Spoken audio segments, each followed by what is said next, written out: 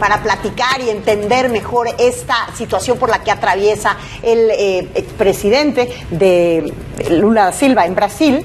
Nos visita en el estudio el internacionalista Adolfo Laborde. Adolfo, muy buenos días. Buenos días, Mónica. Pues buenos ya hicimos días, un recorrido por todas estas situaciones que han atravesado varios presidentes latinoamericanos. Toca el turno a Ignacio Lula da Silva, un hombre que además pues me recuerda a otro político mexicano que durante casi 18 años también estuvo en campaña prácticamente, sí. Ignacio Lula da Silva. En el cuarto intento ganó. Exactamente, y que el día de hoy se le persigue, fíjate tú qué curiosidades de la vida, qué casualidades, por corrupción.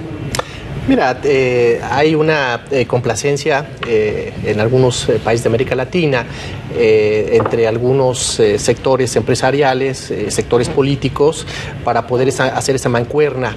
En el caso de Brasil, bueno, pues era a todas luces que había varias empresas que apoyaban pues con recursos y materiales, en otros casos con recursos financieros, a algunos políticos, no solamente Lula, sino a otros más. Claro. De hecho, el presidente actual también está bajo sospecha. Entonces, esto se da en un contexto de un boom en proyectos de infraestructura, que es donde regularmente se dan estos conflictos. ¿Por qué? Porque hay licitaciones. Las licitaciones internacionales o regionales son clave para poder operar todos los proyectos económicos. Brasil tuvo un boom económico no solamente derivado de la exportación de materias primas, sino también en el tema de la exploración de aguas profundas. Hay que recordar que estas aguas profundas tuvieron una curiosidad muy importante en América Latina. ¿Qué pasó con el dinero? ¿Qué pasó con toda la maquinaria? Pues ¿Qué pasó con Brasil? ¿Qué pasó con Brasil? Cayó estrepitosamente. Efectivamente. Bueno, ¿y qué empresas en este boom instrumentaron toda esta política de investigación y construcción? Pues estas que están nombrándose, y ahí pues vienen los favores. Pero a ver, también en Brasil hay vendetas, hay revanchas políticas, hay un ambiente muy convulsionado. Sí. Hemos visto cómo se destituyen presidentes, cómo sobre el actual mandatario también hay sospechas de corrupción e intentonas por terminar con su mandato antes de tiempo, y el propio Lula da Silva estaba ya en una dinámica político-electoral. Él quiere otra vez ser presidente. ¿Cómo contamina esto? No, en efecto hay, por supuesto, un trasfondo político, hay un trasfondo de modelo de país. Hay que recordar que lo que representa Lula es un tema muy importante en el tema de las políticas progresistas en América Latina. Yo creo que algunas de ellas fueron exitosas: cero hambre, tratar de generar esta infraestructura social para que muchos brasileños salieran de la pobreza, y eso va en contradicción o en contra de algunas políticas de los que algunos analistas llaman las oligarquías o la oligarquía, los dueños de la tierra. Y eso pues contrapone el tema de la corrupción, o el tema de este tipo de situaciones, pues lógicamente se pone de manifiesto y no lo dejan pasar a un lado para poder atacar. ¿A qué se va a enfrentar entonces en este momento? Bueno, dicen que este proceso por lo pronto, él puede apelar, número uno. Número dos, puede seguirlo en libertad. Sí.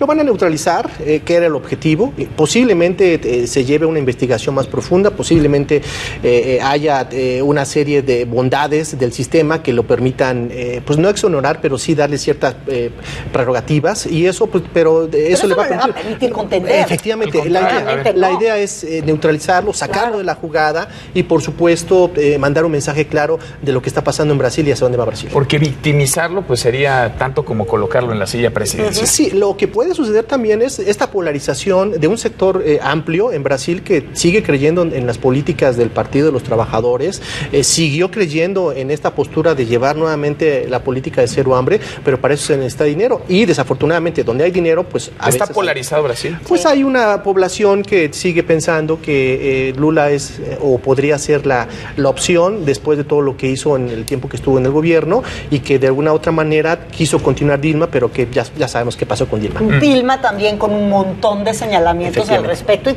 con los mismos. Efectivamente, no, pues heredó prácticamente la maquinaria política, las prácticas, y eso pues la llevó a que le dieran el impeachment. Uno pensaría que Brasil, con el tamaño de economía, pues con el tamaño de país que es, debería tener instituciones mucho más sólidas, mucho más fuertes, pero no, porque nos remitimos a otros casos de países, y vaya, no es por menospreciar a nadie, pero democracias mucho más jóvenes, o regímenes que vienen de autoritarismo mucho más recientes, particularmente principalmente países de Centroamérica, pero en Brasil parece que las instituciones no están lo suficientemente robustas. Algunos países de América Latina es una constante, lo decía Carlos Fuentes, se necesitan instituciones fuertes, no hombres fuertes, y eso es parte de la historia del caudillismo en la región.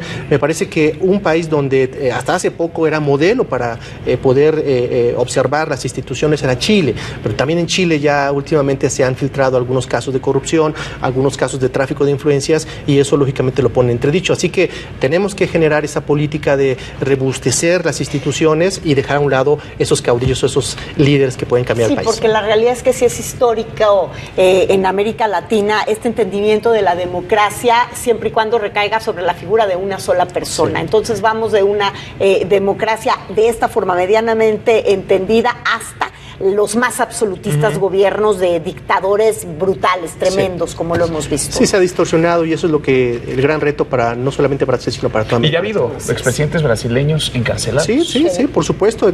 Brasil tiene esa historia, y bueno, pues esperemos que en otros países se repita el encarcelamiento de figuras que han hecho mal. Pues vamos a ver qué pasa con Ignacio Lula da Silva. Muchísimas gracias, con mucho gusto. Como siempre. Gracias. Adolfo, gracias.